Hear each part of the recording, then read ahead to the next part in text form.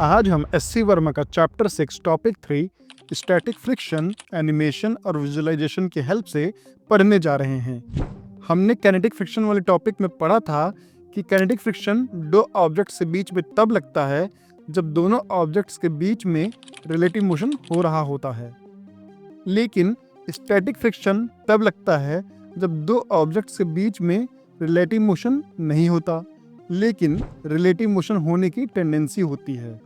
अब ये tendency of relative motion का क्या चक्कर है, इसे चलते हैं ऐसे समझते हैं। देखिए, अगर आप किसी हैवी स्टोन को रोड के बीच से हटाकर किनारे करने की कोशिश करते हैं तो आपको बहुत फोर्स लगाना पड़ेगा और फिर भी स्टोन जरा सा मूव नहीं होगा। ऐसा क्यों? हमने न्यूटन्स फर्स्ट लॉ में पढ़ा था कि जहाँ फोर्स है वहाँ एक्सेलरेशन है। तो यहाँ इस स्टोन पे फोर्स लगने के बावजूद एक्सेलरेशन क्यों नहीं दिख रहा? इसका रीज़न है फ्रिक्शन फोर्स जो रोड स्टोन पे लगा रहा है। समझने वाली बात यह है कि रोड स्टोन पे उतना ही फोर्स लगा रहा है जितना आप इस स्टोन पे धक्का देकर लगाएंगे। तो अगर आप ज़्यादा हार्ड पुश करेंगे तो फ्रिक्शन फोर्स भी उतना ही बढ़ जाएगा, और अगर आप फोर्स नहीं लगाएंगे तो फ्रिक्शन फोर्स ज़ीरो हो जाएगा। लेकिन क्या हो अगर आप अपने फ्रेंड्स को बुला लाएं और इस स्टोन पे सभी एक साथ फोर्स लगाएं, तो हो सकता है ये स्टोन मूव कर जाए। पर ऐसा क्यों? इसलिए ऐसा होता है क्योंकि स्टैटिक फ्रिक्शन की एक लिमिट होती है। उस लिमिट से ज़्यादा अगर कोई एक्सटर्नल फोर्स लगा दे तो स्टोन मूव कर जाएगा। तो जब आप अपने फ्रेंड्स के साथ इस स्टोन को पुश करेंगे तो स्टैटिक फ्रिक्शन और बढ़ेगा और अपने मैक्सिमम वैल्यू तक पहुंचेगा। इसके बाद जैसे ही एक्स्ट्रा फोर्स आप और लगाएंगे तो नेट रिजल्टेंट फोर्स आपके पुश वाले डायरेक्शन में पॉजिटिव हो जाएगा और स्टोन एक्सेलरेट करने लगेगा। मैक्सिमम स्टैटिक फ्रिक्शन फोर्स भी नॉर्मल रिएक्शन फोर्स के प्रोपोर्शनल होता है, और अगर हम प्रोपोर्शनल साइन हटाते हैं तो एक कांस्टेंट लगाना पड़ेगा जिसे हम कोफिशिएंट ऑफ स्टैटिक फ्रिक्शन भी कहते हैं।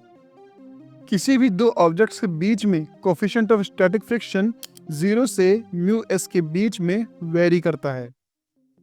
इसे हम इस ग्राफ से भी समझ सकते हैं। एक्सटर्नल फोर्स अगर बढ़ता है तो कोफिशिएंट ऑफ स्टैटिक फ्रिक्शन भी बढ़ेगा जब तक इसकी वैल्यू म्यू एस, जो कि मैक्सिमम होती है, वो रीच नहीं कर जाती। अब समझते हैं कि अगर ऑब्जेक्ट्स रिलेटिव मोशन ही नहीं कर रहे हैं तो हम फ्रिक्शन फोर्स का डायरेक्शन कैसे निकालेंगे? बच्चों, आपको रिलेटिव मोशन की टेंडेंसी देखनी है। इस एग्जांपल से समझिए। ये ब्लॉक बी फ्लोर पर रखा है और इसके ऊपर एक छोटा सा ब्लॉक ए रखा है।